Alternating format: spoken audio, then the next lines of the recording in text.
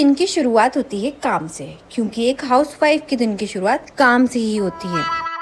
आज मैंने सोचा कि मैं फटाफट काम कर लूंगी तो जल्दी से फ्री हो जाऊंगी, क्योंकि आज मैंने डिसाइड करा था कि मैंने बनाना है बिरयानी और बटर चिकन। तो सुबह उठते ही मैंने चिकन मैरिनेट होने के लिए रख दिया। चिकन मैरिनेट करने के बाद और अपने बच्चे को स्कूल भेजने के बाद मैं सोने चली गई।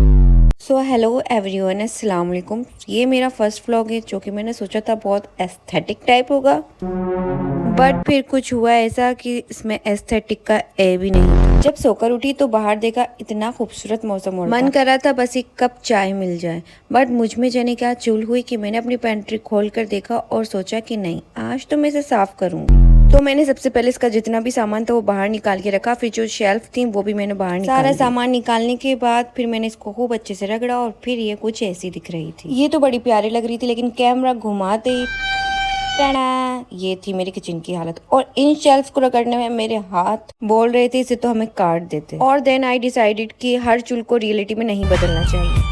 इस पेंट्री और शेल्फ को रगड़ते रगड़ते मुझे इतना टाइम हो गया था कि मैंने डिसाइड करा कि मुझे इसी किचन के साथ खाना बनाना यहाँ मैंने जो बिरयानी के लिए चिकन मैरिनेट करने के लिए रखा था, सबसे पहले मैंने उसे गैस पे चढ़ाया। उसे मैंने लो फ्लेम पर कुक होने के लिए रख दिया। दूसरी तरफ मैंने बटर चिकन का चिकन निकाल कर उसे भी पकने के लिए इन बिटवीन मेरे हस्बैंड उठ गए थे, तो हम दोनों ने साथ में मिलकर नाश्ता करा। नाश्ते में पराठा था, हलवा था और इसी बीच मैंने सारे काम कर लिए। बटर चिकन रेडी था, बिरयानी रेडी थी और मेरी किचन भी बहुत अच्छे से रेडी थी। सच बताऊं तो आज मुझे जरा सा भी मोटिवेशन नहीं था, लेकिन किचन के कामों के लिए मोटिवेशन की जरूरत नहीं पड़ती, वो तो करना ही पड़ता है। किचन को इंसान बनाने के बाद मेरी पेंट्री कुछ इस तरीके से दिख रही थी, बट कुछ भी कहो, सफाई करने के बाद जो सुकून आता है ना सफाई देखने का, वो अलग ही लेवल का सुकून होता है। और एज ए हाउसवाइफ मुझे अपना किचन साफ बहुत अच्छा लगता है। खैर, ये सब करने के बाद मैं इतनी इरिटेट हुई थी, मैं इतनी थक गई थी कि मैं अपने हस्बैंड पे बहुत गुस्सा करने लगी। तो उन्होंने कहा कि चलो मैं आपको बाहर ले चलती हूं। बट आधे घंटे तो मैं दिल्ली के ट्रैफिक में ही लगे थे। इतने में मगरिब की अजान हो गई और मेरे हस्बैंड चले गए थे नमाज पढ़ने और मैं उनका वेट कर रही थी बाहर मस्जिद। जब तक आप मुझे कमेंट में बताइए कि आपको किचन कैसा लगा और आप कितने वक्त की नमाज पढ़ी। पहले हम मोमोज खाने गए थे, लेकिन वो बंद थी। फिर हमने आलू टिक्की खाई और फिर हम घर आ गए। घर आकर हमने कोल्ड ड्रिंक पी और फिर सो